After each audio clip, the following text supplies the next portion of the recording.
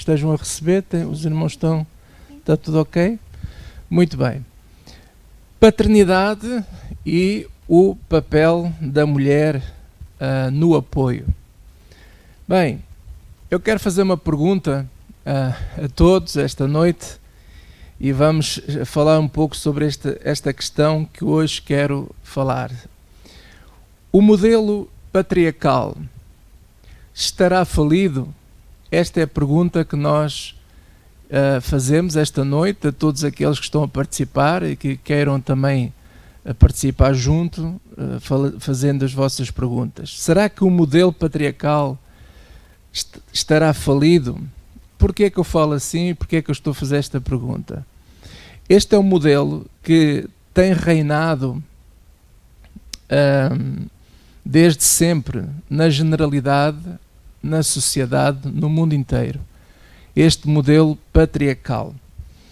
E eu hoje quero tocar em alguns assuntos, alguns pontos que são importantes, que têm a ver com a visão geral deste modelo. É um modelo que assenta em vários princípios. O primeiro princípio que eu quero trazer para vocês hoje é o seguinte: a ideia patriarcal, a ideia de ser pai, é uma ideia que é vista como o pai sendo um provedor de bens materiais e também o guardião da família. Uma das bases deste modelo é essa. A sociedade construiu essa ideia de que ser pai, ele é o guardião da família, ele é o provedor da família. Isto é aquele que recai a responsabilidade de suprir materialmente todas as necessidades da sua família. Esta é uma ideia que está generalizada em todo o mundo acerca deste papel. E a ideia baseia-se de que ser homem significa que quem é homem, não é? Ele tem de ser forte, capaz e provedor. Forte, capaz e provedor. E algumas mulheres até, não é? Não são todas, como é óbvio, mas algumas mulheres queixam-se exatamente dos seus maridos, que atualmente eles parecem que não são isso. Porque a ideia que existe é que o marido, o pai, tem que prover, ele tem de ser forte e tem de ser capaz.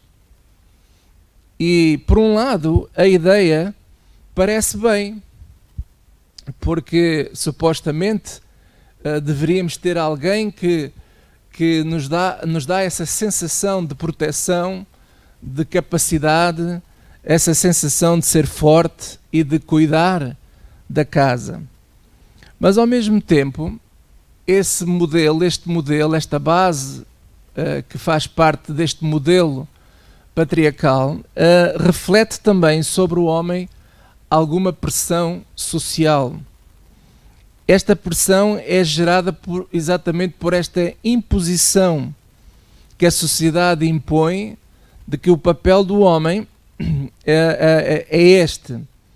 Mas a nota que eu quero trazer aqui esta noite de reflexão é que nem sempre o homem é forte, nem sempre o homem é capaz e nem sempre o homem é provedor. O que é que gostarias de falar sobre isto, Célia? Podes ligar aí o... Desenvolves mais o tema? Vamos desenvolver mais o tema. Portanto, é importante que as mulheres entendam esta parte também que eu acabei de falar, esta nota. Os homens não são sempre capazes. Eles não são sempre fortes. Porque dá aquela sensação que parece que o pai é uma espécie de super-homem que está lá presente para resolver todos os problemas lá em casa. E nem sempre isso é assim. Os homens são pais. Sim, estamos a falar aqui na questão de pai, não é? dá esta ideia de que tanto ser homem como pai está ligado a este papel. Ele precisa de demonstrar que ele é forte, que ele é capaz, que ele é provedor. E nem sempre é assim. E nós temos que também perceber que os pais, os homens, não são todos iguais. E esta ideia não é 100% verdadeira, que eles sejam sempre fortes e capazes. Agora, existe depois também o extrapolar desta ideia, deste conceito. Muitas vezes o homem ou o pai usa esta visão patriarcal para dizer lá em casa assim: esta é a minha missão, eu estou aqui para cuidar de vocês, então o meu papel é trabalhar e trazer dinheiro para casa, e depois a vossa mãe cuida de tudo o resto. E há esta ideia que infelizmente existe em muitos lares, em muitas famílias, de pais que concentram-se apenas nesta questão de prover, de mostrar que o trabalho dele está feito, ele tem que trabalhar, ele tem que prover, ele tem que trazer dinheiro para casa, e o resto terá que ser a esposa, a mãe, a fazer o papel. Queres dizer alguma coisa? Isso tu estás a dizer, tem a ver com a questão da divisão de papéis. Ou seja, estamos a falar, tu estás hoje a falar acerca mais da paternidade. Mas eu estava a dizer há bocado que nem todo o homem é pai. Há casais que não têm filhos, ou há casais que até já deixaram de ter os seus filhos em casa e por isso já não funcionam como uma família de pai, mãe e filhos, porque os filhos saem de casa, agora, claro, continuam a ser pais, mas as responsabilidades são outras, não vão mandar na vida dos filhos que já saíram de casa ou que já vivem sozinhos, são maiores de idade, vivem sozinhos ou porque se casaram. Portanto, aí há uma diferença de relacionamento, não é a mesma coisa. Aquilo que tu estás a falar tem a ver com aquilo que é cultural, que é a divisão de tarefas. Eu faço isto, o pai diz, eu faço isto, portanto eu trabalho, eu vou prover, eu oriento aqui as coisas a nível financeiro, eu é que digo para onde é que vamos morar, o que é que vamos fazer e que carro é que vamos ter. E a mulher cuida das tarefas domésticas, cuida de que não falta lancheira para a escola dos filhos, que a roupa esteja limpa, que esteja passada, que esteja no sítio, que tudo na casa esteja, na cozinha esteja tudo em ordem. Portanto, uma divisão de tarefas. Basicamente, essa é a questão do patriarcado, é a divisão de tarefas. Uma é a função do pai, do chefe, do cabeça do lar, e a outra é a função da mulher e depois a função dos filhos. Até normalmente esta visão patriarcal não vê a mulher como alguém que tem a mesma condição e o mesmo valor, mas é alguém que está ligeiramente abaixo do pai. Sim, a mulher está abaixo do pai, um bocadinho acima dos filhos e um bocadinho abaixo do pai, está ali no meio. É o fiambre ou o queijo de maçãs, que às vezes fica entalado ali no meio. Mas essa não é a visão da Bíblia. Quando a mulher foi criada, ela não foi criada... Eu sei que há muito aquela história de a mulher foi criada da costela para indicar que está ao lado e não sei o quê. Enfim, o que quiserem. A mulher foi tirada da costela do homem, mas a mulher não foi dada a função de se submeter ao homem, mas de que ambos trabalhassem o jardim, que ambos cuidassem da criação de Deus. Não foi uma ordem dada ao homem para depois mandar na mulher. Não, eles os dois tinham o mesmo mandamento de Deus para cuidar da criação. Exato. Exatamente, isso é um assunto depois daqui a pouco já vamos falar melhor. Agora, outro aspecto também deste modelo patriarcal, para além desta questão da divisão de tarefas e papéis, há também esta ideia, tanto entre o pai e entre a mãe, que é assim, mas principalmente o pai. O pai tem esta ideia de que não pode permitir que o filho sofra. Então o pai faz de tudo para que o filho não sinta dificuldades na vida. Nós entendemos que existe esta ideia de proteção, não é? Todos queremos proteger os nossos filhos, aqueles que são nossos. Mas não é possível fazermos esse papel de proteção aos nossos filhos sem que o Senhor Deus edifique a casa. Se Deus não edificar a nossa casa, o nosso lar, em vão nós trabalhamos, em vão nós edificamos. E isso é um aspecto importante, porquê? Porque quando um pai pensa deste modo, eu tenho que fazer de tudo para que o meu filho não sinta sofrimento, para que ele não sofra na vida. O que é que acontece normalmente? Esse pai esquece das coisas mais importantes, que daqui a pouco irei falar um pouco mais sobre isso. Ele está-se a esquecer do amor, do carinho, da afetividade.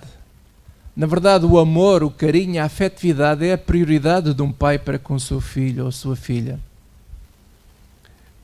Mas, por vezes, esse pai deixa de parte essa questão que é importante e pensa que ser provedor, que essa é que é a imagem boa de ser pai, de ser um dominador, um controlador, um chefe de família, tomar as decisões sem mostrar fraquezas, que isso é outra questão, que por vezes o pai não quer mostrar que ele é fraco em algumas coisas da vida. Homem que é homem não chora. Homem que é homem não chora, não é? Mas chora e muitas vezes, eu pelo menos choro. Este tipo de pai ocupa-se com o sustento da casa e as mães com os cuidados. E o pai tem que dar tudo ao seu filho, desde a comida, tudo. Ao ponto até de que hoje, filhos já com 20 e tal anos, o pai continua com esta preocupação. E não só, filhos já casados, continuam sempre com esta preocupação de eu tenho que cuidar do meu filho e tenho que fazer de tudo para que ele não sofra aquilo que eu sofri. Os pais, principalmente da geração a seguir a anterior à minha, e mesmo a minha geração e a geração a seguir, há muito esta ideia na sociedade. Nós não queremos que os nossos filhos passem por aquilo que nós passamos. Se nós passamos fome, nós fazemos de tudo para que eles não passem fome. Se nós passamos por dificuldades em tantas áreas da vida, nós fazemos de tudo para os proteger. E isso não é ser um pai saudável no exercício da sua paternidade. Os nossos filhos têm que sentir que a vida não é fácil. Os nossos filhos têm que perceber que as coisas não caem do céu e nada se conquista assim por quem cá dá aquela palha. E se nós não tivermos essa atenção, estamos a formar filhos mal preparados para a vida, porque a vida é difícil. Há muitas lutas, há muitas dificuldades, mas este modelo patriarcal, o que é que acontece? Está tão enraizado na sociedade que nós queremos que os nossos filhos sintam que fizemos tudo por eles. Fizemos tudo por eles, para que nada lhes falte. Quando a todo o tempo, por vezes, o que eles realmente precisariam era de um pai mais presente, era de mais afetividade, de mais atenção, de mais carinho, de mais amor. E a Bíblia conta histórias muito bonitas, histórias excelentes de situações que correram muito bem, como também conta histórias que não correram nada bem. Nós vemos alguns exemplos de pessoas que nós até admiramos quando lemos a história deles. Estou-me a lembrar, por exemplo, do rei David. O rei David, uma pessoa segundo o coração de Deus. No entanto, este rei não foi um pai, pudéssemos dizer assim, eis aqui um pai que tem aqui uns filhos fantásticos, olha como ele criou estes filhos de maneira que eles sabem o que é a vida. Não, foi um pai que teve graves problemas de relacionamento com os seus filhos, porque provavelmente é uma área que ele não foi tão forte. Provavelmente pode ter sido um bom rei, pode ter sido alguém que agradasse o coração de Deus, mas no seu relacionamento com os seus filhos ele teve muitas dificuldades.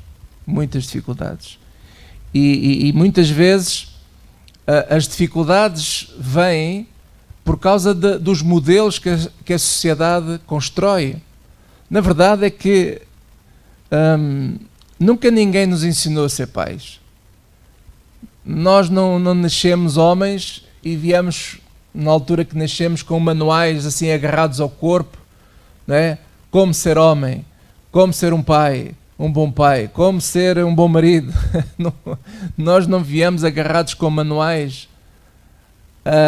E por vezes, quando nós vimos à igreja até, e alguns pregadores muitas vezes dizem assim, vamos olhar para a Bíblia, vamos ver como é que a Bíblia nos ensina. E por vezes nós vemos na Bíblia certas maneiras de ser que, se nós fôssemos levar aquilo, digamos assim, se fosse a letra, nós íamos nos dar também tão mal como algumas histórias aconteceram também e que estão registadas na Bíblia. Daí que para mim, eu costumo dizer muitas vezes isso, o nosso melhor modelo a quem nós devemos copiar é aquilo que Jesus nos ensina. E nós vimos na semana passada, no domingo passado, que Deus, o Pai, Jesus, Ele é Pai para nós. Jesus é Deus.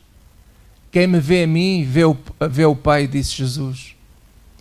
E ele, ao falar certas maneiras e ao apresentar certas histórias, ele demonstra a nós como nós devemos ser como pais. E já vamos falar um pouco mais sobre isso, mas esta questão do pai fazer de tudo para com que o filho não sofra, a filha não sofra, é uma questão que pensamos nós que é bom, mas ao protegermos os nossos filhos de maneira tal de tudo e de mais alguma coisa, nós não estamos a prepará-los para esta vida, porque esta vida não é fácil. Queres dizer alguma coisa, amor? Sim, eu gostava de dizer o seguinte, eu acho que neste momento nós temos duas gerações, temos a nossa geração e a anterior à nossa, e temos a geração já dos novos pais. E têm dois comportamentos diferentes. E ambos correm graves riscos. Aquilo que tu estás a falar é de um modelo que talvez seja da nossa geração e geração anterior.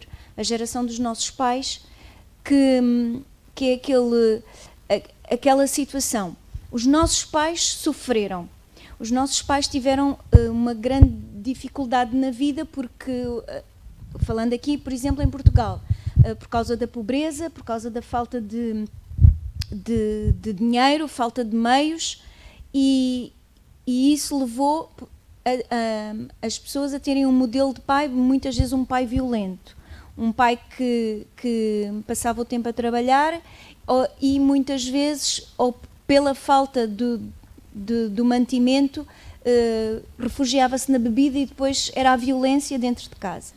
A geração seguinte, que é a geração dos nossos pais, de um modo geral, obviamente estamos só a falar de um modo geral, é uma geração que vai fazer o quê? Eu não vou agir como os meus pais fizeram, não vou bater nos meus filhos, eu vou dar o melhor aos meus filhos.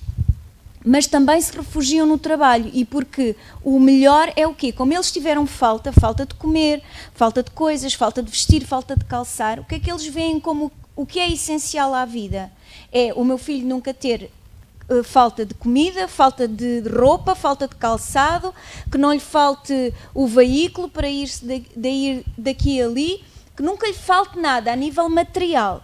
Então tudo se concentra a nível material, por isso é que é um pai provedor, e é um pai, ele é que sabe o que é melhor. É um pai, e quem diz um pai, às vezes também uma mãe, que sabe qual é o curso que o filho vai tirar, porque tem que ir para aquele curso, que é para ganhar bem na vida, para estar bem na vida, para socialmente, em vez de ser um pé rapado, ser alguém na sociedade, alguém que tenha um bom ordenado, com muitos dígitos ao final do mês. Eu ia dizer aqui, tinha aqui nas minhas notas, que é o pai guia. É o pai que quer guiar a vida dos seus filhos, não é? Por outro lado, passamos nós e vem uma geração, a nossa já apanha aqui um bocadinho, mas ainda mais esta nova geração de pais que eu vejo, que já percebem que o material não é tudo, apesar de que também lá está, porque o filho quer o telemóvel última geração, com 4 anos já tem um iPhone nas mãos e um tablet e não sei o quê, para brincar, e são coisas que obviamente também cada vez estão mais acessíveis a nível de preços, mas pronto, são coisas que nem deviam ser dadas aos miúdos, mas pronto, passando essa parte à frente, além das coisas materiais, já não se focam tanto, tem algumas coisas que têm mais a ver com tecnologias, as coisas materiais para a tecnologia, coisas materiais, claro, também há aqueles que gostam de dar marcas e os ténis de marca, etc, etc, mas já não é tanto o vestir, nem tanto, nem o comer, porque não há problema de comida, a fast food está aí por todos os cantos, não há assim tanto problema a nível de comida, não, estou a generalizar, obviamente não estou a dizer que não haja pobreza e que não haja dificuldades, mas o que é que agora é importante? É amar, é ser aquele pai presente que a nossa geração não foi, porque esteve a colmatar o facto dos nossos pais estarem sempre a trabalhar, e então nós não vamos ser como os nossos pais, nós vamos estar presentes, mas orientamos um bocadinho pelo vou amar, mas vou amar de uma maneira pouco saudável, que é assim, que tu estavas a dizer, eu vou poupar o sofrimento ao meu filho. Os nossos pais era para que nada material faltasse, e eu vou orientar a vida financeira e material dos meus filhos. Agora os novos pais é para que não falte nada, porque já não falta, porque não há assim tanta falta a nível de coisas materiais, e volto a dizer, estou a generalizar, claro que há dificuldades em famílias, mas é assim, o que é que eu vou dar? Aquilo que eu senti falta, amor, carinho, presença, e aí tombam para o outro lado, que é para o excesso de amor, de carinho, de presença, que é o menino não pode dar um ai, que já lá está o pai em cima e a mãe em cima, porque o menino não pode cair, o menino não pode... E isto começa logo desde muito, muito cedo, desde antes de ir para o infantário, para a creche, já começa, o menino não pode ter um brinquedo que lhe seja recusado, não, tudo o que ele quer ele tem de ter, não pelo facto de ter, mas para que não cause sofrimento, para que ele sinta que os pais ao darem estão a amá-lo. Sim, eles transferem o amor para os objetos, eles transformam o amor para o brinquedo, para o iPhone. E além disso, e não é só as coisas materiais, é o facto do pai estar lá. Por exemplo, o menino não pode ficar sozinho. O que eu disse, o menino, generalizar também, o menino e a menina, não podem ficar sozinhos. Não podem ficar em silêncio. Não sabem o que é esperar. Porque não se pode esperar, não, tem que ser logo. Isto é a geração do micro-ondas, mais do que micro-ondas. Assim, eu só sou assim com os computadores, que eu acho que os computadores deviam funcionar à velocidade de luz, e chatei-me cada vez que eles não funcionam, mas fora isso, tudo o resto não é micro-ondas.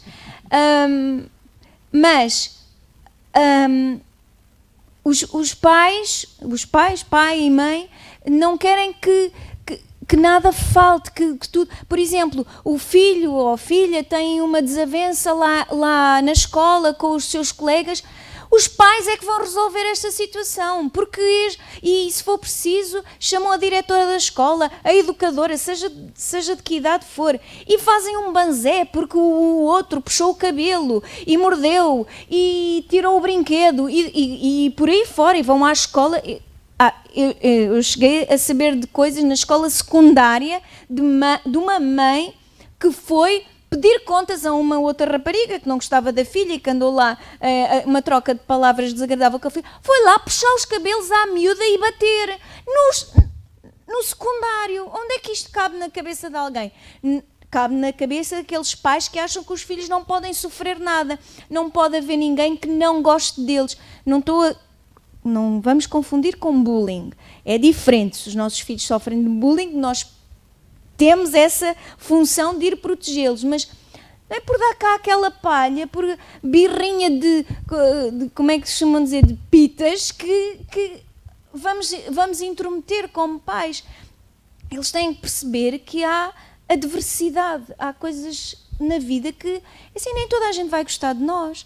E depois, em adultos, não sabem estar num ambiente de trabalho em que há um que não... se houver só um, que não gosta daquela pessoa, que não gosta de si, e ficam todos com problemas, com depressões, com sei lá, malucos da cabeça, porque não estão habituados a ter adversidade, não estão habituados a ter quem não goste deles, quem não lhes dê tudo o que eles querem, quem não faça à vontade, quem não concorde. Não estão habituados a contrariedades na vida, mesmo emocionalmente, e por isso não têm capacidade, não crescem e não conseguem ser adultos. Sim, nós vemos isso nas redes sociais, os jovens, os adolescentes, que não conseguem aceitar uma contrariedade, não conseguem aceitar um não gosto de uma publicação que façam na rede social, e vão-se muito abaixo, e daí que cada vez mais e mais nós vemos jovens deprimidos porque infelizmente não foram preparados para estas situações, e a culpa começa, como é óbvio, em nós que somos pais, nós que sabemos, eu sei que nós fazemos, eu sei que a nossa intenção é boa, nós queremos proteger os nossos filhos, nós queremos com que nada de mal lhes aconteça, mas é demais, é o que a Célia está a dizer, é demais.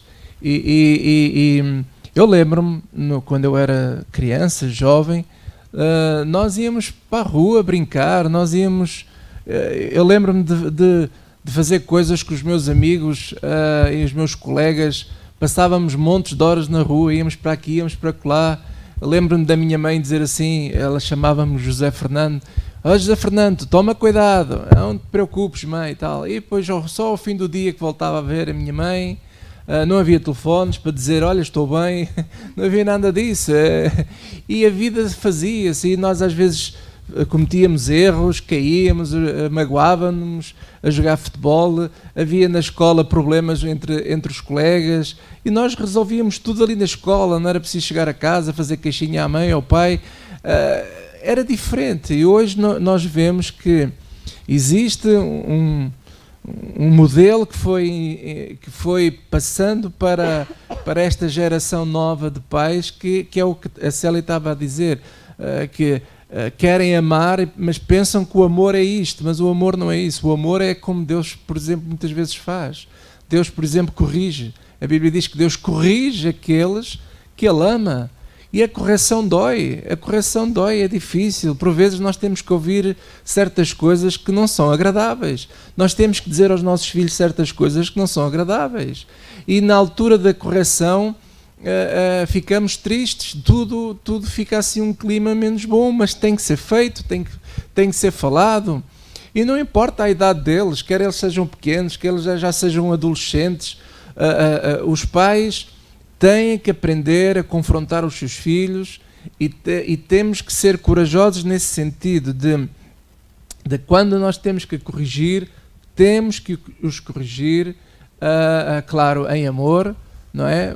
Porque também a Bíblia diz para nós não provocarmos a ira dos nossos filhos, mas precisamos realmente de trabalhar nesse sentido. Mas alguém está a participar? Sim, a Susana escreveu: a vida é feita de altos e baixos em todas as faixas etárias e temos que aprender a ultrapassar isso sozinhos. Aprender cedo a ser desenrascado. Sim, claro, é isso, tem que haver um equilíbrio. Não pode ser nem tanto ao mar, nem tanto à terra. Os pais têm que lá estar, obviamente, os filhos têm que saber que em casa, nos pais, têm um porto seguro, mas os pais não podem resolver tudo pelos filhos, tem que haver um equilíbrio. Obviamente não se está aqui a advogar que agora abandonemos os filhos à sua sorte e eles que resolvam os seus problemas, porque há coisas que eles não têm capacidade, mas o querer poupar o sofrimento a todo o custo, intrometendo-se em tudo, não dando espaço para eles crescerem emocionalmente, é muito mau, é mesmo muito mau. O não saberem esperar, o não saberem o que custa o esforço que é para ter alguma coisa. Isso é mau.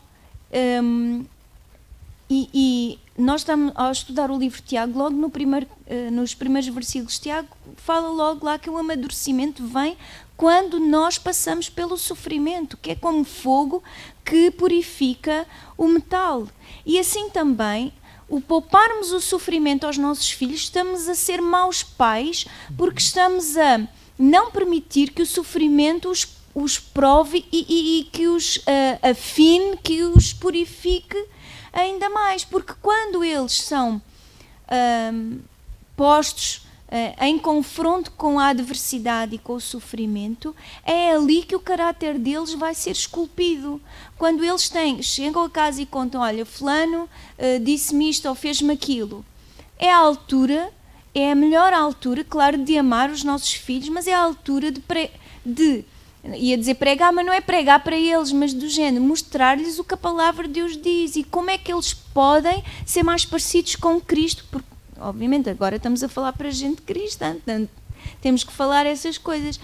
Como é que vão vencer? Como é que vais dizer: mas eu agora nem posso olhar para a cara do meu colega? Então, temos que orar por ele.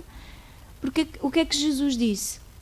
Disse para orar pelos teus inimigos. Tu sabes que ele não gosta de ti, então deves orar por ele. Mas eu não me apetece. Pois, não apetece, mas não é por apetecer, é para orar. É encaminhar na prática da palavra de Deus, claro, com amor, mas também com equilíbrio. Acho que caiu-se do 8 para o 80, ou do 80 para o 8, até mesmo, e o que falar da disciplina, não é? Da falta de disciplina, que se nós viemos, e não estou a falar da minha vida, estou a falar de uma geração extremamente disciplinada, não é? Os nossos pais ainda mais, que era autoritarismo, nem era disciplina, era mesmo autoritarismo. Viemos de uma geração disciplinada e achamos que isto foi tanta disciplina que agora nós libertámos a disciplina e não disciplinámos os nossos filhos. E quando eu falo não disciplinamos, não significa bater e castigar. É ensinar a prática da disciplina, de ter regras, de ter forma de fazer as coisas, como, por exemplo, a mãe e o pai estão a falar, os pais estão a dizer qualquer coisa, os filhos têm e todos passam por esta, os meus filhos passaram, a minha neta está a passar nessa fase, que ela apanha a conversa à meio da mãe e não percebe as coisas e diz: mãe, não é assim, é assado. E até desmentem os pais porque compreenderam de outra forma e têm uma mentalidade de criança e interrompem as conversas e tudo. E tem que haver o quê? Essa disciplina, dizer: filho, quando eu estou a falar, mesmo que tu aches que eu não estou a dizer uma coisa, nós vamos falar à parte, não é à frente das pessoas. É isto que eu falo de disciplina, não estou a dizer disciplina de porrada, estou a dizer de haver regras, de haver disciplina, de haver comportamento que deve ser ensinado. Exato. Em relação a bater, a disciplina, de vez em quando, a Bíblia fala da vara, não é? Mas isso é mais para idades bem mais tenras, porque para idades de adolescentes e jovens, bater não resolve nada, aliás, só piora. Então é importante conversar, é importante que os pais dediquem tempo para conversarem com os seus filhos, ouvi-los também, não pode ser um monólogo, eles devem falar e nós temos que prestar atenção àquilo que eles dizem também, muito importante, porque por vezes os nossos filhos, quando se queixam de alguma coisa, eles também têm razão e temos que os ouvir e estar com atenção a esse aspecto. Agora, outra questão também e outro cuidado que nós como pais temos de ter, que é a questão da manipulação. Eu não sei se existe em todas as gerações, mas na minha geração e na geração antiga havia muito esta questão da troca de favores, não é? Porque os pais, quando dão tudo pelos seus filhos, aquilo parece que entra numa conta de favor, isto é, agora é a hora do filho recompensar o esforço do seu pai. E então muitas vezes se atira à cara do filho esse tempo que o pai dedicou, que te fez de tudo para não lhe faltar nada, e então o pai exige no sentido que o filho possa pagar esses favores todos. E uma maneira que os pais muitas vezes gostam é que os filhos sigam as ideias do seu pai. O meu filho vai ser aquilo que eu não consegui ser, mas ele vai ser. Ou ele tem que fazer estas coisas desta maneira, porque se ele faz de outra maneira já não me está a agradar, e ele tem que se lembrar que eu fiz de tudo. Não me está a honrar. Não me está a honrar, ele não me está a honrar como pai. Então nós temos de ter cuidado, porque sem querer nós podemos entrar no campo da manipulação, e a manipulação são amarras terríveis. A Bíblia fala disso, não é? Vocês sabem que a questão da manipulação amarra, maniata, digamos assim, a nossa vida toda. E cuidado com essa questão. Vamos ver então o que é que Jesus fala, e eu gosto muito desta parábola, que é a parábola do filho pródigo. Podemos abrir em Lucas 15, se você tiver uma Bíblia aí consigo. E nós aprendemos tanto, eu pelo menos falo por mim, eu aprendo imenso a ler esta parábola, e eu acredito que ela não está aqui por acaso, porque ela aborda tantas coisas mesmo. E acima de tudo, eu vejo esta parábola como um relacionamento de um pai para com dois filhos. E então diz assim no versículo 1, e disse, um certo homem tinha 2 filhos, e o mais moço deles disse ao pai, pai, dá-me a parte da fazenda que me pertence. E ele repartiu por eles a fazenda. A primeira coisa que eu vejo aqui é que o pai, nesta situação, não atirou à cara absolutamente nada em relação ao pedido do seu filho. O seu filho fez-lhe um pedido, pediu-lhe para adiantar a herança dele, e nós sabemos que normalmente as heranças só as recebemos, se as existir, não é? Após a morte, neste caso após a morte do pai, então o filho teria direito à herança, mas ele pede a herança adiantado, e o pai nem sequer vai regatear, nem discute, nem tenta demover da ideia, nada. O pai apenas fez o que o filho lhe pediu e deu-lhe a fazenda, a herança. E poucos dias depois, versículo 13, o filho mais novo, ajuntando tudo, partiu para uma terra longínqua e ali desperdiçou a sua fazenda, vivendo dissolutamente. E havendo ele gastado tudo, houve naquela terra uma grande fome e começou a padecer necessidades.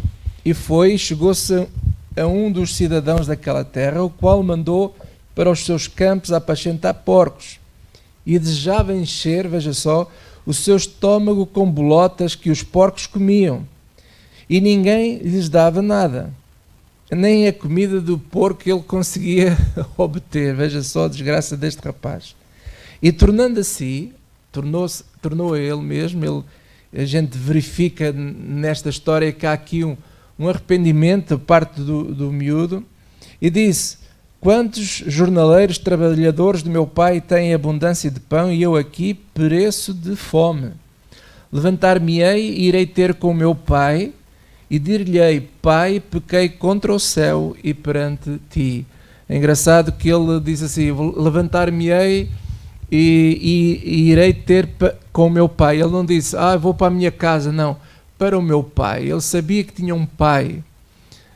Provavelmente havia já uma história para trás de um pai que demonstrava por este lado, esta confiança, porque este filho lembrou-se: eu vou para o meu pai.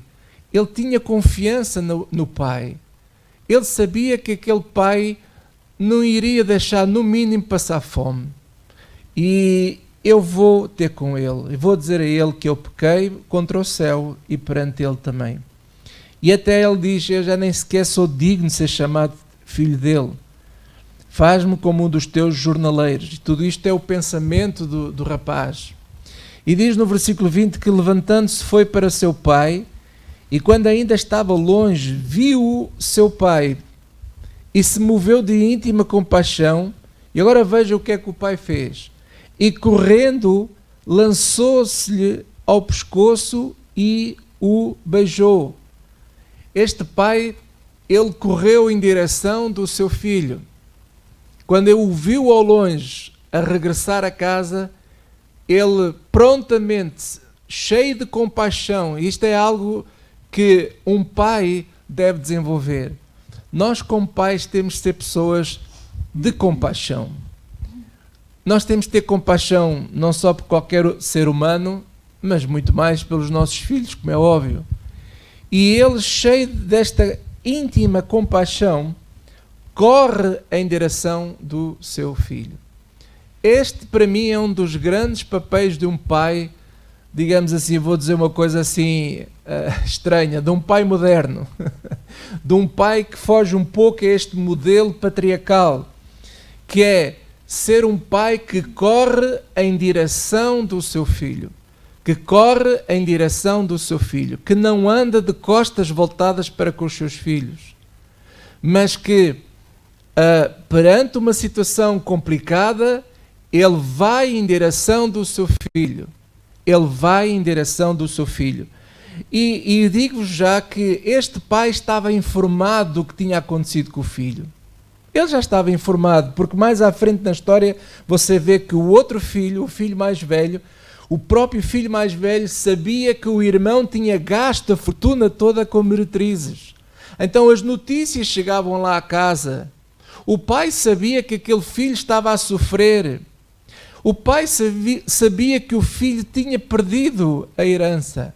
E quando ele vê o filho a regressar a casa, ele corre cheio de íntima compaixão em direção do seu filho. Este é o grande papel de um pai, que corre em direção do seu filho. Daqui a pouco já vamos ver quão importante isto é. E diz aqui assim, que se lança sobre ele, o beija. E o filho lhe disse: Pai, pequei contra o céu, versículo 21, e perante ti, e já não sou digno de ser chamado teu filho. Mas o pai disse aos seus servos: Trazei depressa o melhor vestido, vestiu-lhe, pondo-lhe um anel na mão e alparcas nos pés. Trazei o bezerro cevado, matai-o e comamos e alegremo-nos, porque este meu filho estava morto e reviveu. Tinha-se perdido e foi achado. E começaram a alegrar-se. Houve festa. O pai nem quis saber aquilo que ele vinha indagando. O filho vinha indagando no seu coração. Eu vou chegar lá e vou dizer: Pai, pequei contra ti. E disse isso ao pai, mas o pai nem sequer ligou nenhuma a isso. Porque no coração daquele pai, aquele filho já estava perdoado. Assim como é o nosso relacionamento com o pai, que é Deus o Pai. Deus o Pai já perdoou-nos a todos. E Deus o Pai correu em nossa direção. Não fomos nós que fomos em direção de Deus, foi Deus que foi em nossa direção para nos salvar, glória a Deus, e perdoar todos os nossos pecados. Então um pai é assim, um pai corre em direção do seu filho, glória a Deus, e se agarra ao seu filho, e estava mais que perdoado, alegra-se com ele por ele ter vindo para casa. Mas havia um outro filho, o mais velho. E diz aqui, Versículo 25, e o seu filho mais velho estava no campo, e quando veio e chegou perto de casa, ouviu a música e as danças, e chamando um dos seus servos, perguntou-lhe o que era aquilo. E ele lhe disse, veio teu irmão, e teu pai matou o bezerro cevado, porque o recebeu são e salvo. Mas ele indignou-se, olha a atitude do filho mais velho, ficou aborrecido, indignado, mas lembra-se que ele também recebeu a herança, porque quando o pai deu a herança, deu aos dois. Mas ele estava indignado pela festa e não queria entrar na festa, e saindo o pai estava com ele. Isto é outro papel que o pai tem que fazer.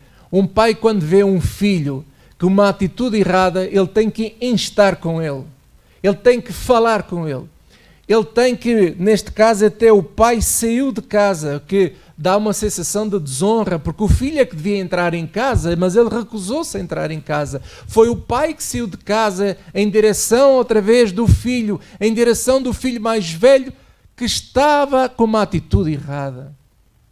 E ele instou com ele, versículo 29, mas respondendo ele, o filho disse ao pai, eis que te sirvo há tantos anos, lá vem a inveja, e sem nunca transgredir o teu mandamento, e nunca me deste um cabrito, para alegrar-me com os meus amigos. Vindo, porém, este teu filho, que desperdiçou a tua fazenda com as meretrizes, lá está, ele sabia bem, tinha o relatório todo, mataste-lhe o bezerro cevado. E ele lhe disse, filho, tu sempre estás comigo, e todas as minhas coisas são tuas, não sei qual é o teu problema. Mas era justo alegrarmos e folgarmos, porque este teu irmão estava morto. Alô! Este teu irmão estava no meio da desgraça. Ele nem sequer conseguia comer a comida dos porcos. Alô! Ele estava morto. Este teu irmão estava morto. E reviveu ao voltar para a casa do pai. Ele reviveu. Tinha-se perdido. E achou-se. Filho, qual é o teu problema? Tu sempre estás comigo. Tu tens os cabritos que tu quiseres, tu tens os bezerros todos que tu quiseres. Tu só não comes, não matas porque não queres, não fazes nada. Eu nunca te impedido nada. E este pai tem que lidar aqui com duas situações. Duas situações complicadas. Mas o coração dos filhos era um coração diferente. Um caiu nele mesmo e ele pensou, eu tenho que mudar de vida. Esta vida não é para mim. Eu fiz o maior disparate da minha vida. Eu vou voltar para o meu pai. E o pai o recebe gostoso. E foi em direção do filho e o perdoou e o recebe gostoso. Mas o outro, que tinha um coração duro, amargo, invejoso, diz que ele nem sequer quis entrar na casa do pai, uma desonra. Mas o pai foi na mesma em direção dele. O pai não virou as costas aos filhos. E isto é muito importante, um pai não pode virar as costas aos seus filhos. E quando tem que perdoar, perdoa, mas quando tem que tomar rédeas e tem que assumir e corrigir, tem que corrigir. Tem que corrigir. Este pai não deixou para amanhã o que tinha que ser feito hoje. E hoje esta é a maior grande dificuldade dos pais, de um pai. Temos, por um lado, dificuldade em perdoar aqueles que fizeram tantas asneiras na vida. Temos dificuldade em perdoá-los. Como também temos dificuldade de confrontar aqueles que estão em casa, que nunca saíram de casa, estão sempre connosco em casa, mas temos dificuldade em confrontá-los, porque muitas vezes esses que estão em casa, que parece que nunca abandonaram o pai, estão ali do lado do pai, são às vezes alguns deles, aqueles que estão ali com um coração duro e sem querer até boicotam, digamos assim, o espírito da família, o espírito lá em casa, manipulam o espírito lá em casa e às vezes os pais têm dificuldade em corrigir a situação. E nós temos que aprender, meus amados, e Jesus, Eu acho interessantíssima esta maneira aqui, porque repara uma coisa, o que é que eu encontro nesta parábola aqui? O que é que nós encontramos aqui nesta parábola? Encontramos um pai que anda na direção dos seus filhos. Isto é muito importante, andar na direção dos seus filhos. Encontramos um pai que ama, um pai que acolhe, encontramos um pai afetivo para os filhos, encontramos um pai que corrige, um pai que perdoa. Um pai que perdoa. E mais, eu quero aqui acrescentar, nós pais também, não só perdoamos, mas há momentos na nossa vida que quando nós falhamos, também temos que pedir perdão. Temos que pedir perdão aos nossos filhos. Muitas vezes os nossos filhos estão irados e com razão. Estão irados e com razão, porque nós achamos que, como pais, temos o direito de dizer tudo o que pensamos e mesmo quando, por vezes, nós vimos que falhamos, achamos que não temos nada que pedir perdão.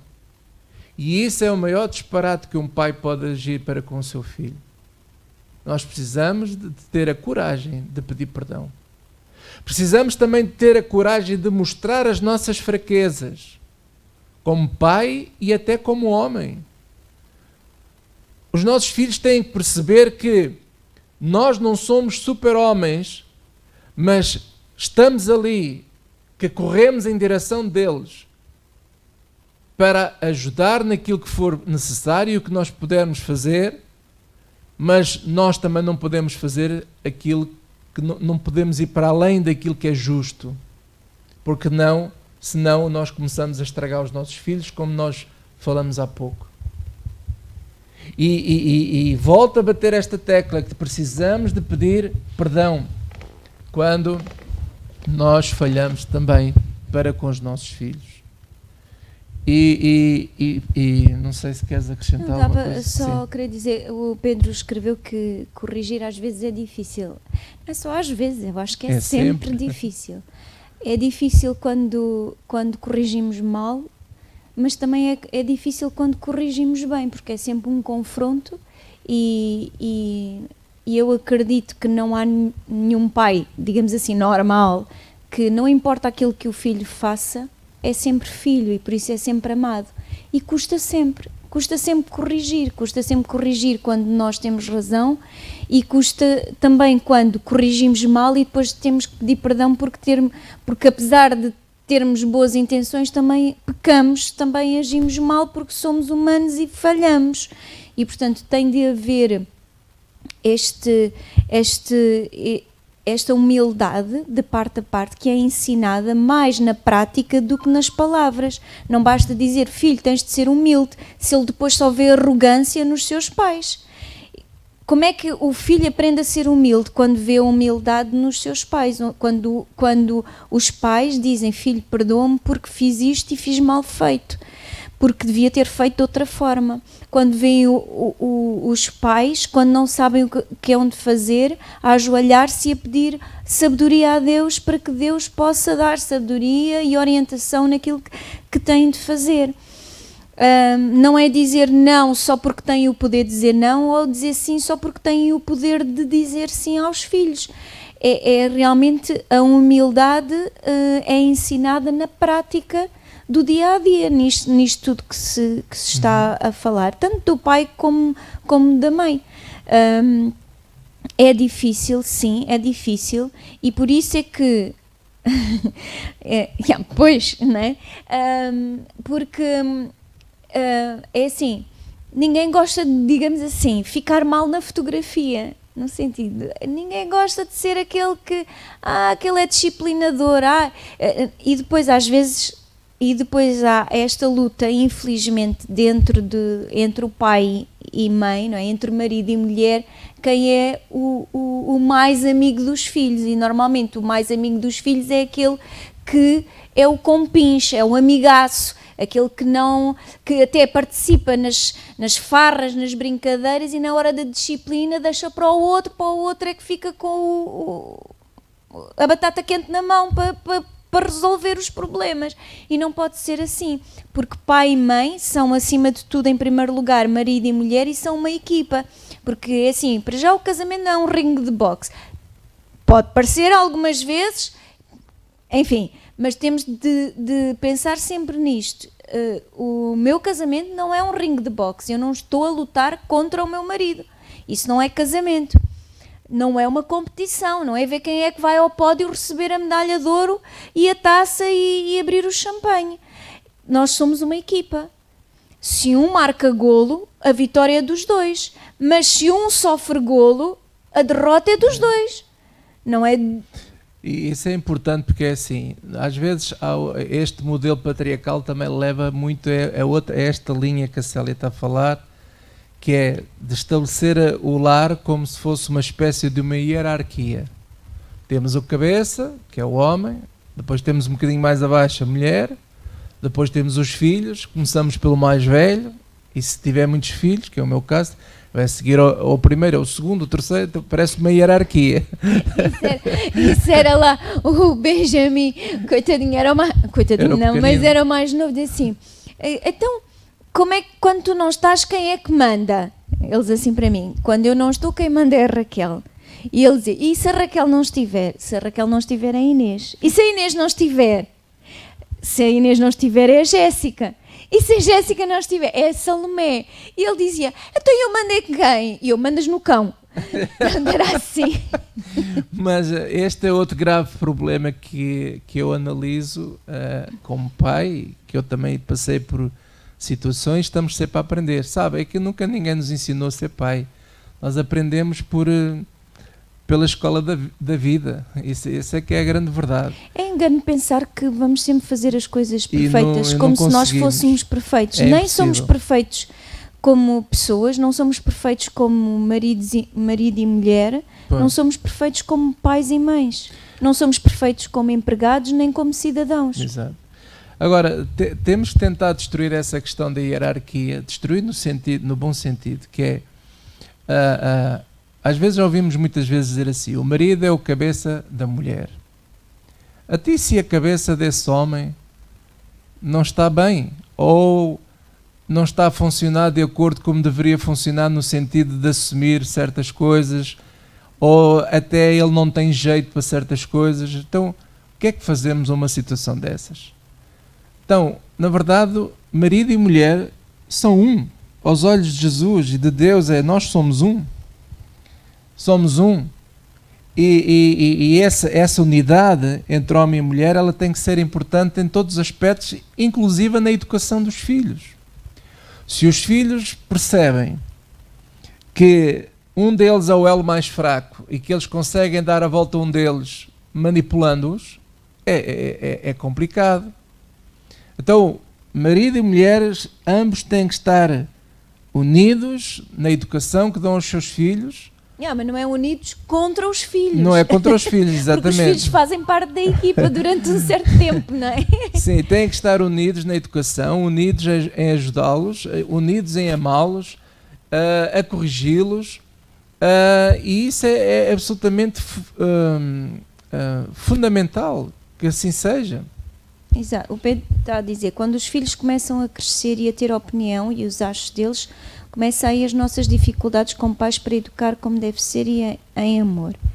É assim, nós temos que compreender que Deus deu ao nosso cargo os filhos por algum tempo, eles não são nossos para sempre, são nossos filhos para sempre, porque nasceram de nós, mas não são nossos, estão-nos emprestados.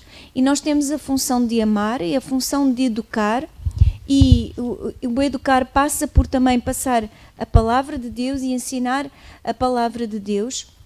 Mas atenção, eles não são as nossas fotocópias e não têm que andar ao toque da nossa caixa, ao nosso ritmo. Eles são pessoas individuais e ao crescer mostram isso mesmo, que eles são indivíduos, são pessoas distintas de nós. E têm a chamada de Deus, ou vamos dizer assim, têm um dom de Deus para a vida. Por exemplo,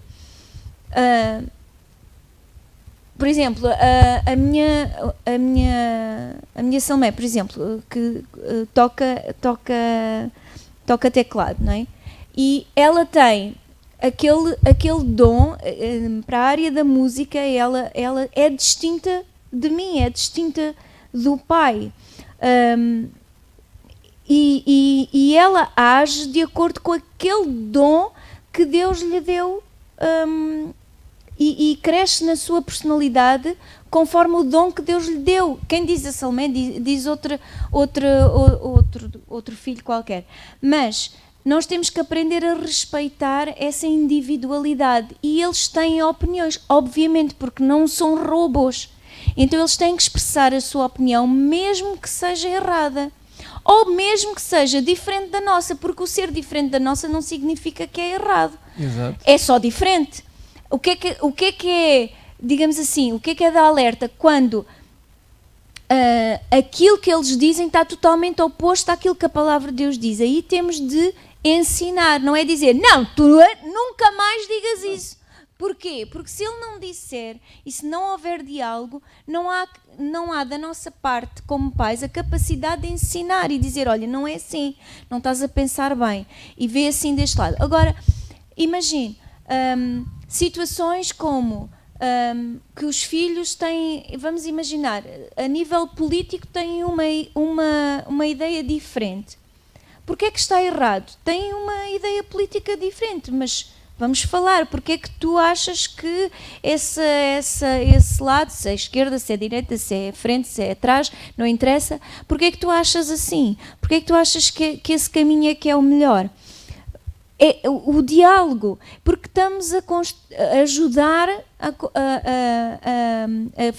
formar indivíduos que serão válidos na sociedade. É isso que nós queremos e acreditamos, é que vão ser válidos. Há uma coisa muito... Aqui o Hernani também mandou a dizer que quando um dos membros faz alienação parental é difícil colocar regras e disciplina. Ok. Veja o seguinte. A Célia estava a dizer uma coisa que é importante. Nós, pais, todos caímos neste erro de olhamos para os nossos filhos quando eles têm 1 ano, 2 anos, quando têm meses de idade, e nós pensamos que eles irão ser sempre assim a vida toda. Os nossos filhos, quando chegarem aos 50 anos, nós também vamos dizer, é o meu pequenininho, é a minha filhinha, é a minha pequenininha, o meu bebezinho. Há esta tendência nossa. Mas o que a Célia está a dizer é verdade neste sentido, que é o seguinte.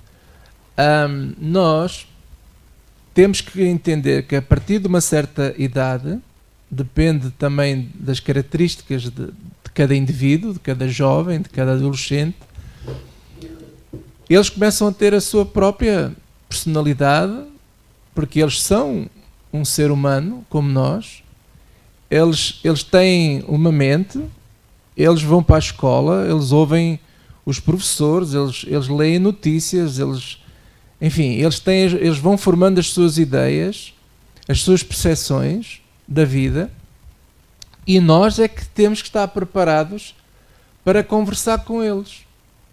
Eu acredito profundamente que muitos dos problemas se conseguem resolver quando conversamos. Nós é que eu falo por mim, temos muitas vezes dificuldade em falar com os nossos filhos e até debater certos assuntos, porque se nós não nos pusermos, digamos assim, com atenção, eles acabam até por saber muito mais coisas do que nós. Não há mal nenhum nisso.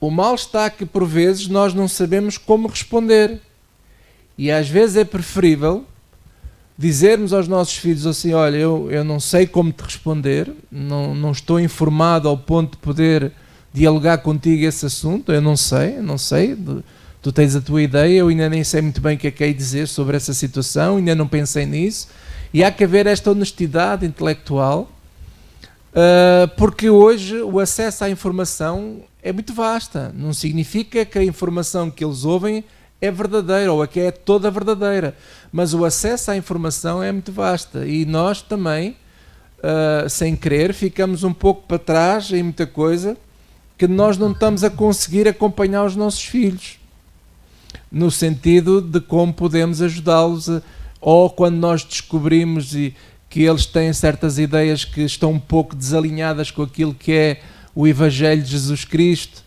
Sendo nós cristãos, nós desejamos o quê? Desejamos que os nossos filhos se alinhem com o Evangelho, mas não podemos obrigar. Ninguém pode ser obrigado. Eu dou graças a Deus em relação aos meus filhos, que eu consegui perceber isso desde quando eles eram muito pequeninos, que eu e a minha mulher nunca iríamos obrigá-los a eles a ir à igreja. Nunca iríamos obrigá-los a eles a seguir assim, porque tem que ser assim.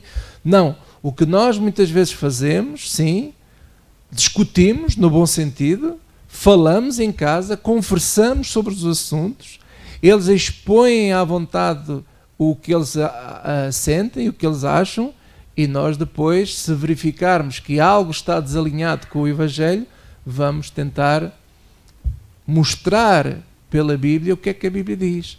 E aí entra esta questão também de fé. Tem que aqui entrar a nossa fé no sentido de que nós temos que confiar que o Espírito Santo de Deus vai também lidar com o coração deles, para que eles possam também reconhecer que aquilo que o pai e a mãe estão a falar em relação ao Evangelho é o correto.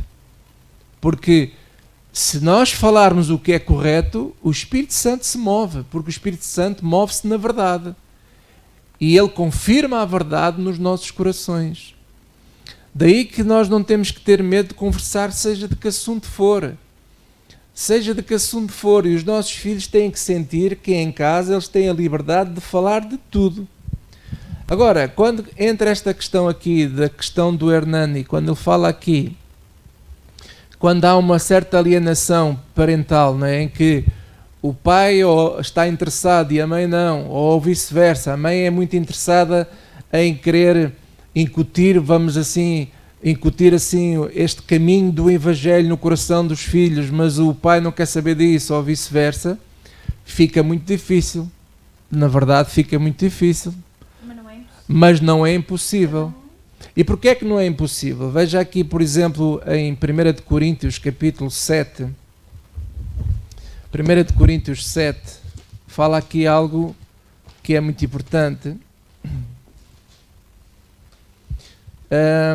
No versículo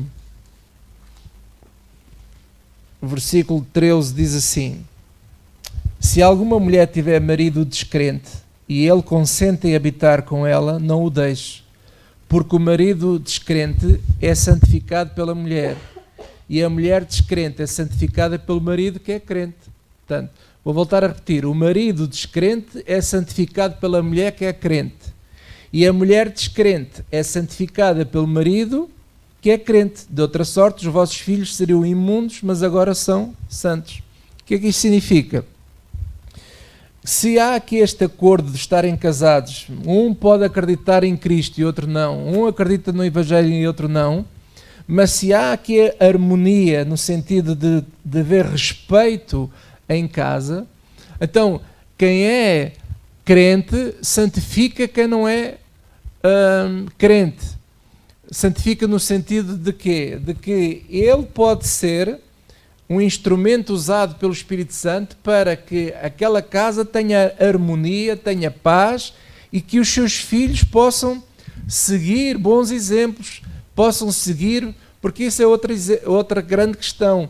Os nossos filhos também precisam de ver em nós todos, porque somos pais, exemplo de pessoa como praticante do Evangelho, exemplo da nossa palavra. Se a gente diz sim, é sim, se dizemos não, é não.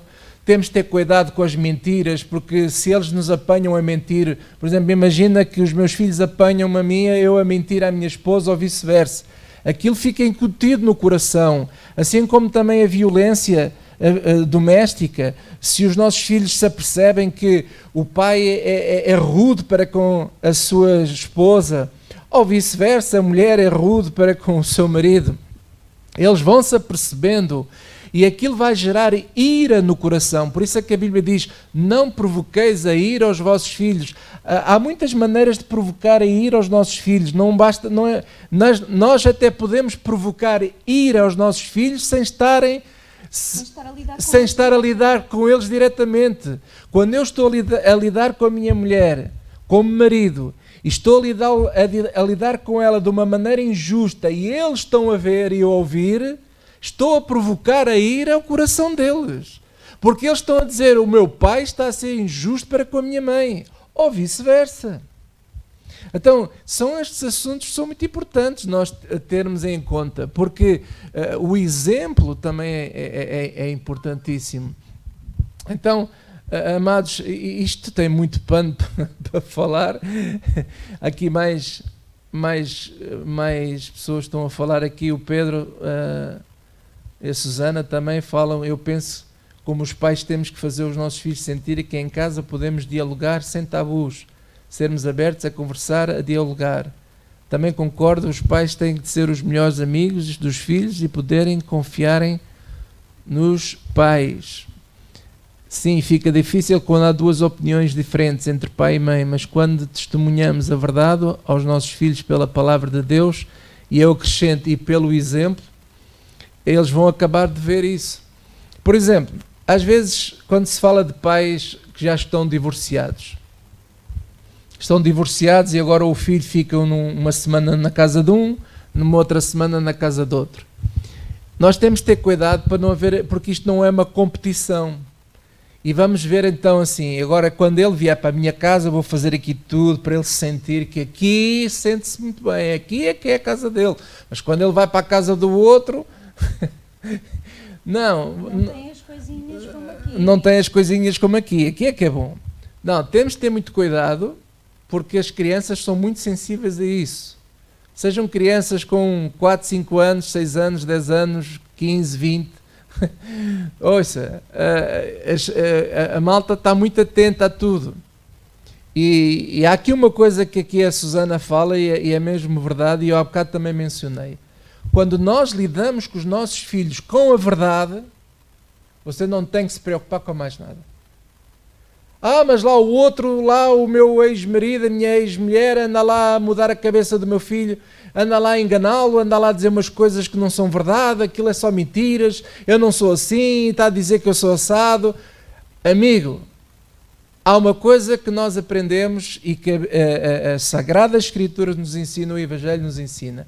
Deus vai estar do lado daqueles que falam a verdade. A mentira tem perna curta. Ela pode durar um tempo e até parece que estamos a perder, mas a verdade vai vencer. A verdade vai vencer. E isto para dizer o quê? Que quando nós lidamos com os nossos filhos com a verdade, eles às vezes podem não aceitar logo. Podem até achar que nós estamos todos errados. Mas vai acontecer como aconteceu com aquele filho pródigo. Porquê? Porque o filho pródigo sabia que aquele pai que ele tinha, ele podia contar com o pai. Porquê que ele sabia que podia contar com o pai? Porque ele sabia que aquele pai daquela parábola era um pai que sempre lidou com eles. Tanto um como o outro. Você vê como ele lidou com o mais velho também. Com a verdade. Chamando a atenção. Tu estás errado, não podes pensar assim. Até o teu irmão estava perdido e agora voltou. Vamos nos alegrar. Então, quando nós trazemos a justiça cá para cima, quando nós somos justos na maneira como lidamos com os nossos filhos, quando nós somos verdadeiros e honestos quando nós lidamos com os nossos filhos, mesmo quando eles às vezes não o entendem, mesmo quando às vezes eles dão-nos até assim uns pontapés para trás, não se preocupe. Mantenha-se justo, verdadeiro e honesto. Porque vai chegar o dia que esse seu filho vai se tocar.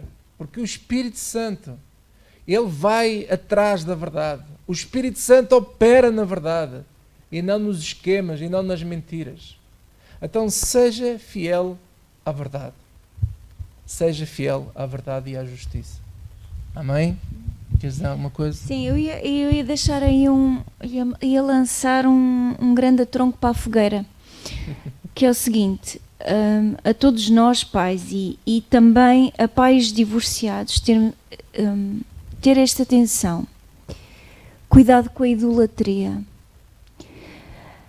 E o cuidado com a idolatria, não estou a dizer a idolatria dos filhos, mas estou a dizer com a idolatria do eu. Porque o grande problema, às vezes, entre as pessoas que são divorciadas, eu não estou a dizer que é sempre, mas a grande maioria, e aquilo que leva as pessoas a ficarem nesta luta entre o pai e a mãe, que são ex-marido e ex-mulher, é querer a atenção e ter o seu filho do seu lado. E isto é uma prova de que nós nos amamos a nós mesmos mais do que amamos até os nossos filhos. Porque isto é um ato de idolatria. Porquê? Porque eu não me quero sentir rejeitado. E porque eu não me quero sentir rejeitado, e eu não quero que ele goste mais de ir para a mãe do que estar comigo, eu não quero que ele goste mais de ir para o pai do que estar comigo, então eu vou fazer assim. E isto é idolatria. E temos que pensar bem nos nossos atos, mas também pode ser dentro de um casamento, sem ser de pais divorciados. Eu posso nunca disciplinar os meus filhos porque eu quero ser sempre o bonzão aos olhos dos meus filhos. E isto continua a ser idolatria. Porque eu não quero sofrer. Eu quero estar sempre bem. E isto é o pecado de idolatria. A idolatria de mim mesmo, da minha pessoa, que eu me considero boa pessoa e quero que toda a gente me considere boa pessoa.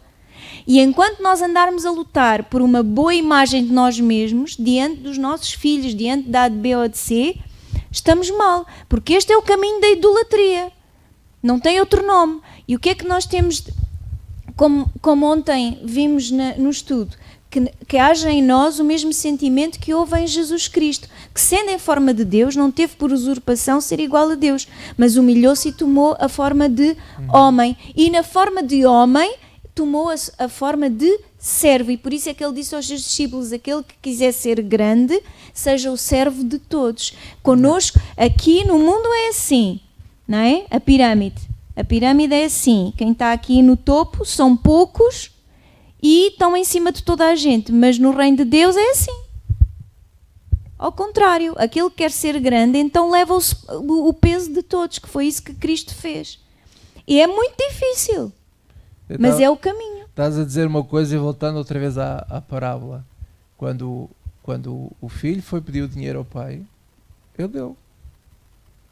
Exato. Então não se pôs assim: então, meus amigos, gostou-me tanto e agora tanto ainda nem morri, já estás a... Então estás a dizer, é assim, por outras palavras, aquele filho estava a dizer, é assim, eu não consigo esperar que tu morras.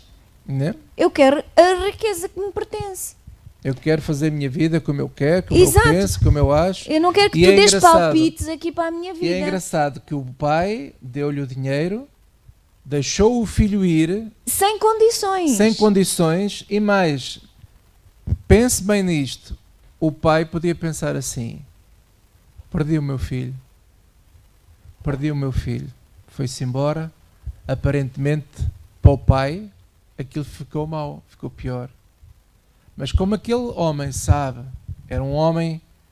Até mesmo pelo facto dele dizer que, vendo-o ao longe, dá a entender que ele procurava o filho todos os dias. Ele procurava, ele lembrava-se dele, ele amava o filho. E depois diz que, quando o filho vem falar com ele e dizer: pai, pequei contra ti, contra o céu, não sou digno de ser chamado do teu filho, ou seja, eu desonrei o teu nome. A minha vida desonrou aquilo que tu lutaste a tua vida toda para ser. O nome que tu criaste.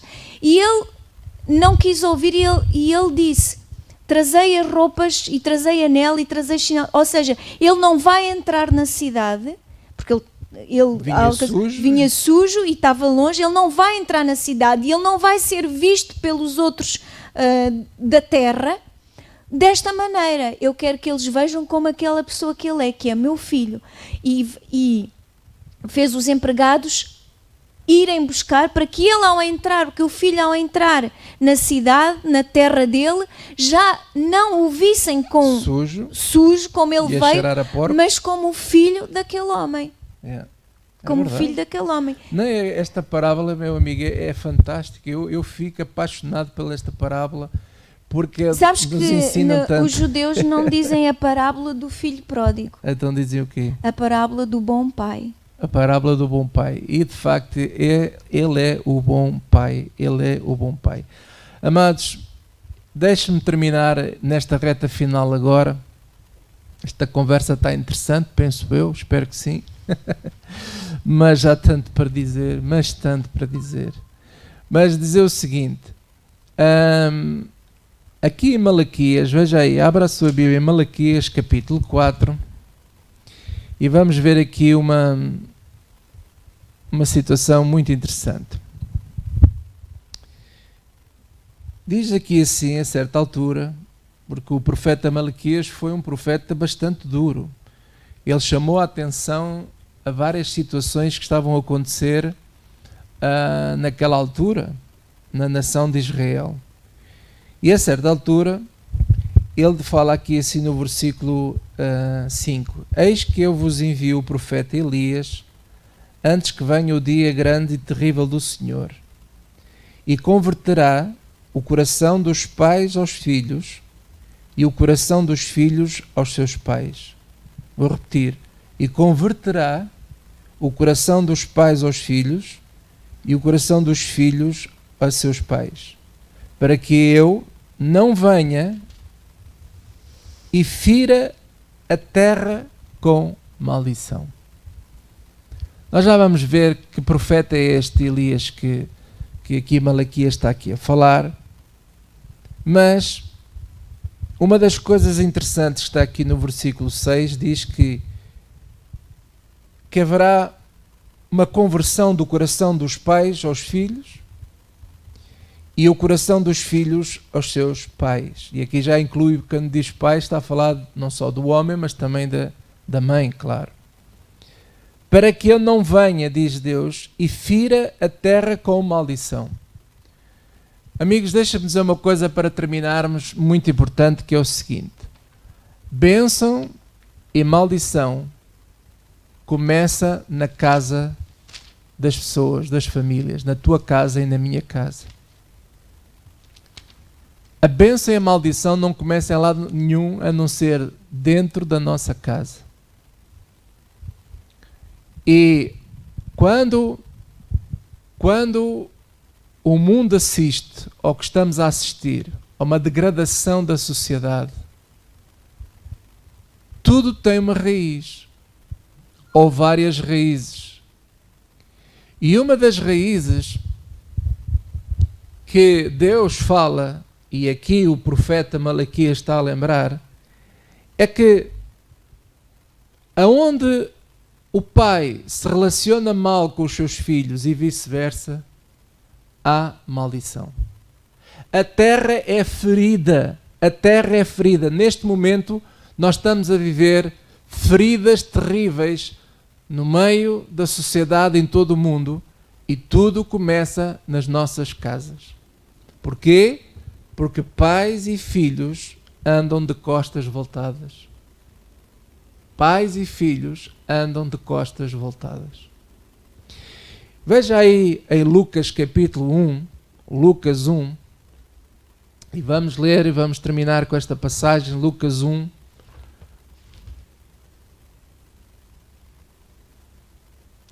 Lucas 1, versículo 16.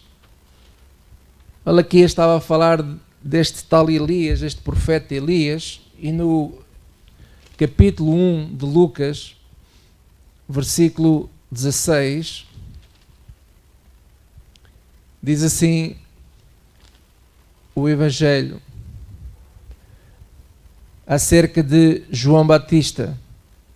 Podemos ler até o versículo 15: porque será grande diante do Senhor, e não beberá vinho, nem bebida forte, e será cheio do Espírito Santo, já desde o ventre da sua mãe, e converterá muitos dos filhos de Israel ao Senhor seu Deus, e irá diante dele no Espírito e virtude de Elias, para converter os corações dos pais aos filhos e os rebeldes à prudência dos justos, com o fim, presta atenção, com o fim de preparar ao Senhor um povo bem disposto. Um povo bem disposto. Malaquias profetizou acerca de João Batista. não é que Elias viesse em carne, em pessoa, sabemos quem foi o profeta Elias, mas alguém como Elias, com a mesma unção, os mesmos dons em operação. João Batista foi considerado o profeta, o melhor profeta de todos. E uma das grandes missões de João Batista é que ele veio preparar o caminho do Senhor Jesus Cristo. Daí que quando Jesus foi batizado nas águas, João Batista não queria batizá-lo. E Jesus disse a João Batista, para que se cumpra a justiça de Deus, para que se cumpra aquilo que foi dito acerca de ti e acerca de mim, para que se cumpra a justiça do Senhor.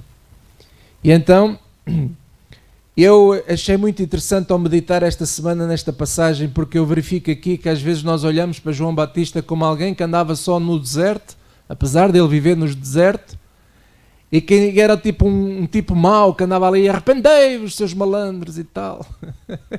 E às vezes a gente até põe o tom, não é?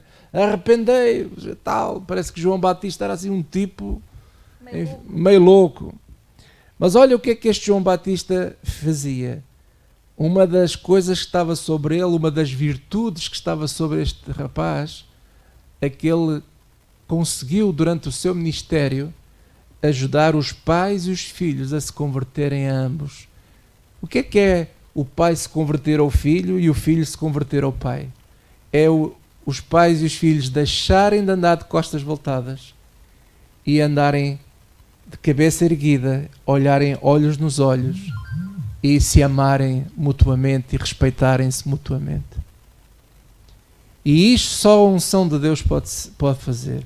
Nós podemos ensinar aqui muitas técnicas, 1001 técnica de ser pai, 1001 técnica de ser mãe, como castigar um filho, como repreender não sei o quê. Se a unção do Espírito Santo não for com o povo, conosco, não vamos conseguir fazer nada. É muito difícil. Então, nós precisamos do quê? Precisamos desta virtude. Esta virtude que estava sobre Elias, que depois passou para quem? Para Jesus. Porque quando Jesus disse, tu não podes recusar em batizar, batiza-me, porque ao batizar Jesus, ele estava a passar este espírito que estava sobre ele, esta unção que estava sobre ele, porque antigamente os profetas passavam de geração, de profeta para profeta, iriam passando a unção. E ele estava a passar este poder, esta unção para Jesus. E sabe o que é que Jesus fez? Jesus continuou este legado em que no ministério de Jesus então se cumpriu tudo. Porque Jesus é a plenitude da divindade. Jesus é o preenchimento de tudo. Nele está toda a sabedoria, nele está todo o conhecimento. E em Jesus está toda esta unção também que estava sobre Elias, de converter o coração dos pais aos filhos e converter os corações dos filhos aos pais. E quando há esta cura no coração de pais e filhos, a bênção de Deus vem. A bênção de Deus é gerada dentro da nossa casa. Mesmo até quando eles já estão casados e podem ir viver para outras cidades, aldeias, ou até mudar de país, mas há aquele elo de ligação, aquele filho, aquele pai, aquela mãe, aquela filha, eles andam de cabeça erguida, de olhos nos olhos, são amigos e se respeitam e se amam. E quando isso acontece, essa cura, a bênção de Deus gera vida nas famílias, vida na sociedade. Hoje a sociedade está como está, porque infelizmente na maior parte das famílias no mundo inteiro não há esta vida, não há esta conversão, infelizmente. É por isso que Jesus alertava que nos últimos tempos os pais iriam maltratar os seus filhos e vice-versa, que iriam, como é que se diz, causar fraudes também, agora falta-me a palavra, escândalos irá acontecer escândalos entre pais e filhos que se irão enganar mutuamente, que se irão odiar